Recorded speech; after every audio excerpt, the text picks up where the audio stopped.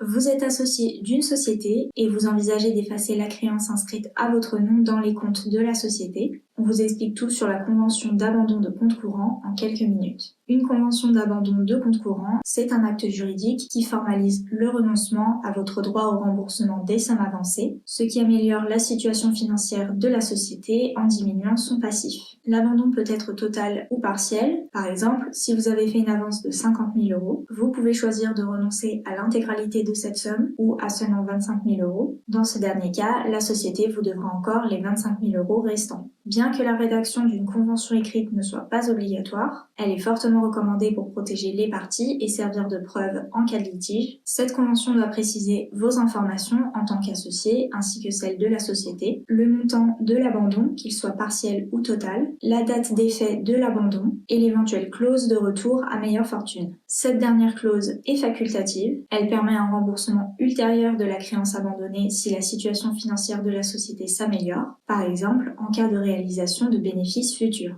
Une fois la convention rédigée, elle doit être paraphée et signée par vous-même ainsi que le représentant légal de la société, chacun en conservant un exemplaire original. Ensuite, le représentant de la société procède à l'annulation de la créance dans les comptes. Aucune formalité d'enregistrement n'est requise ici. Et pour vous assurer qu'elle soit rédigée sans erreur, vous pouvez remplir un modèle de convention d'abandon de compte courant disponible sur le site de wonder.legal et qui se remplit en 1 minute chrono. Le lien vers le template est dans la description.